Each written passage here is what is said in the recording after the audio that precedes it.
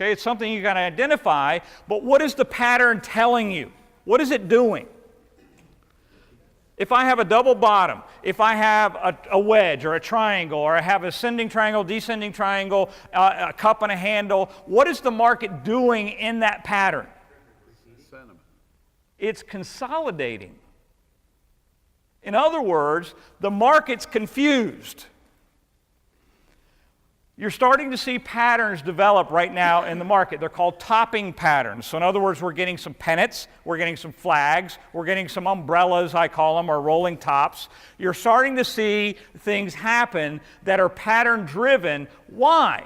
Because the last 10 trading days, the market is becoming confused. How do I know that? Listen to the news.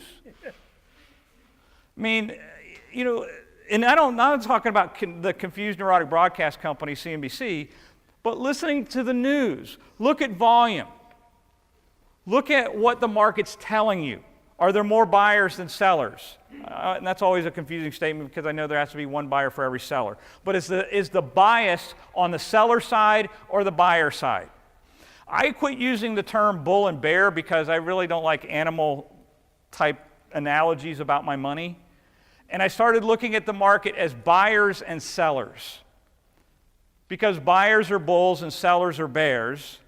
But when I say buyers, the market's in a buying trend. I know that people are buying, and so I should be buying. If people are selling, I know I should be selling. Unless the market is doing what? Trying to make up its mind. It's consolidating. In other words, it's building some kind of a pattern to consolidate, to make up its mind. And whether the market goes higher from here or lower from here is right now statistically a 50-50 probability. And in other words, we can look at stochastics, we can look at MACD, we can look at all the sentiment indicators, which is the second part of technical analysis. So you have patterns, you have sentiment, and then you have what I think is the most important part of technical analysis, which is volume and price. Price volume. I think that's the most important part of technical analysis. So if I'm looking at these, understand what you're looking at. When you're looking at sentiment indicators, you're trying to predict what everybody believes. How good are you at that? Well, I have one here. How many of you ever used,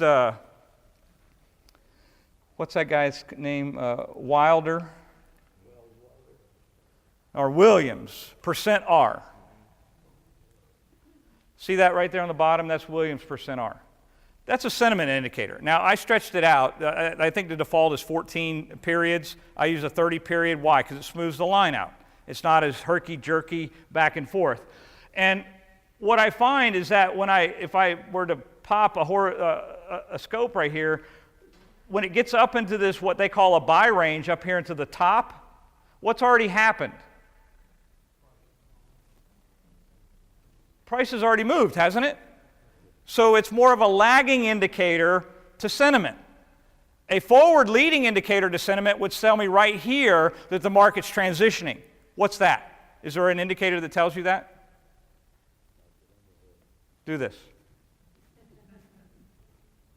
So in other words, there are no profits. See, I have to validate my comments. And what happens is another thing starts to transpire in here, in that you can you see these two lines? One's white, one's yellow. That happens to be what? The 10 and the 30. And guess what happens when they cross? They're almost equal to the Williams percent R. Well, why would that be true? Because doesn't the percent R factor in moving averages? Do this. Moving averages are the biggest component, essentially, of sentiment indicators. Fair? So what happens is start putting together tools that work for you. And that's what I love about Stockfinder and all the software, is that I can do that. I can find the tools that work for me. Simple, complex, however you want to do it. I was watching Michael back here at the end of the morning session, and I broke out in hives. Not because of his teaching, but I love all that stuff, but get me to trade off of it really isn't going to happen. What's going to happen is this, is that here's how simplistic I am. This is an Excel spreadsheet. Essentially, it's Google Docs. But this is the week of November 8th. This was my trading list coming into the week. So on Sunday nights, I run my scans. Now, these are all individual stocks because of where we are in the market. There's some ETFs in here. But what I look at is, what do I think is going to happen this week? Does it always happen? Nope. But I got a trading plan coming into the week. And more importantly, I can journal my trading plan. And there it all is. And it tells me what I've made each week based on my trading plan. So I know where I am. Now, you can see where it says in play, it means I haven't closed the position. So I know exactly where I am. Every day, I can look at this, and I can say, what's my trading plan for the week? I'm going to trade my plan my trade, and I'm not going to listen to the confused, neurotic broadcast company. I run an advisory firm. We run $100 million in assets professionally. We've been doing it for 29 years. I do not have CNBC in my office. I do not have a cable in my office. I do not go to websites that give me current news. I log into 3 software packages every morning, and that's all I look at. I don't care what everybody thinks about China today. China is not the reason the Dow's down 1.5% today. The reason the Dow's down 1.5% today is the market has taken on a negative sentiment, but it didn't happen today. It started happening last Tuesday. We've had essentially 6 trading days where negative sentiment has been building, telling me this is coming. So if I know that it's coming, one of the things that I have right here, how many of you can see this column right here? It's called a stop. What I do is I start ratcheting up my stops. I start getting tighter and tighter and tighter. Why? Because it's probably statistically going to do what? Roll over. Now, how many of you have ever sold something you wish you could buy back? There's one problem with that statement. You can buy it back.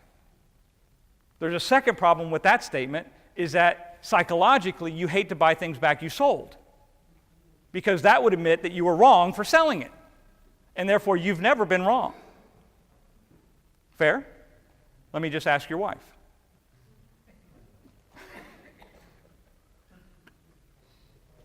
See, the key to me is that when I look at this, I mean, over the last 8 weeks, I can tell you the last 8 weeks, we've made an average of 3.5% per week. And why? The market's bullish. Shouldn't I be making that kind of money when it's bullish? When the market starts to trend sideways, where do I go? Fishing.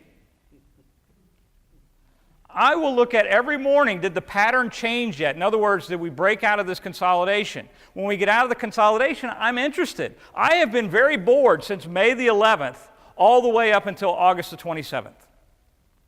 I didn't try to trade any of that. I was 100% in cash, didn't really care about it. The market had no trend. And the way I see this is that you have to trade based on what you're trying to do. You have to trade based on what you're trying to accomplish. Not based on theory. Trade based on what you're trying to do. Now, I'm losing my outline here. All right. So we talked about 2 of these. We've talked about ideas. We talked about technical analysis. And the third piece is fundamental. And that's why one of the biggest reasons I use Stockfinder and Telechart is the fundamental data. Because it's all right here on one of these pages. On the data sheet. There's the fundamentals of DIA. I mean, I can type in, General Electric, and it will give me the fundamentals of General Electric. I can see what I'm looking for. In other words, I'm right here, I'm scanning something, and I want to know what the dividend of GE is. I can pull it up and say, all right, the dividend of General Electric is somewhere on that page right there. 2.9% is the dividend yield. That's good as of Friday's close, right, Michael? So it's actually higher than that now because GE's down about 35 cents. But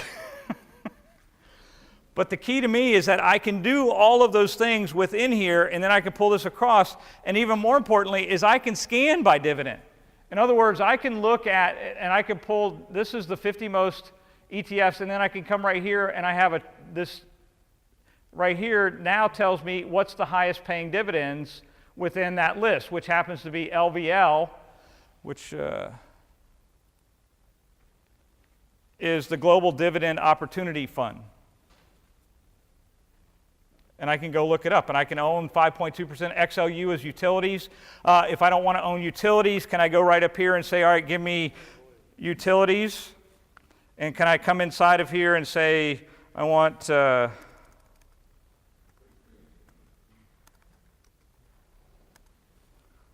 the Spider Utilities list, and you can see there's at 28 stocks within the list. And can I filter that list by the same thing, looking for the highest dividend? First Energy is the highest dividend. And then I can see over here a chart of First Energy over here. No wonder it's the highest paying dividend. But I mean, so, things start to come together when you put the puzzle out there. And that's my point, is lay the puzzle visually in front of you because the pieces get put together. Well, is First Energy always going to be a dog? I don't know, but right now it is. But here's Duke Energy, and Duke is a stock that I have owned for a while. I've been out of it for about 2 days because I hit my stops.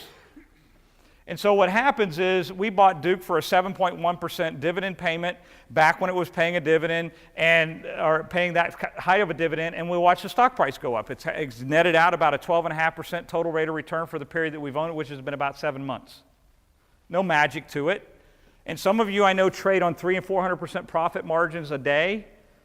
I'm happy with 12 over 7 months. Trust me, I went to a class one time at the Money Show. How many of you have ever been to the Money Show? I went to a class, and a guy got up and spoke, and he said, if you're not making 150% on your money every 30 days, you're wasting your time. I walked up after the class, and I said, if you've got audited statements that you've made 150%, here's my card, call me, I'm going to send you all my money. Well, if the number's bigger than 12 to 15% per annum for the last 15 years, they're smarter than the average bear. The market is very difficult to beat. And why do we feel like we have to beat it? Have you ever thought about this? Why do you want to beat the market? Do you get a trophy? Yeah. You do? What is it? I've never gotten one. I've called Wall Street a couple times and said, I outperformed you last month. Can you send me something? They said, we don't care. Who does care? My wife. I'm not going to touch that. I'm going to leave that one alone. I look at it from the standpoint that I have 4 daughters.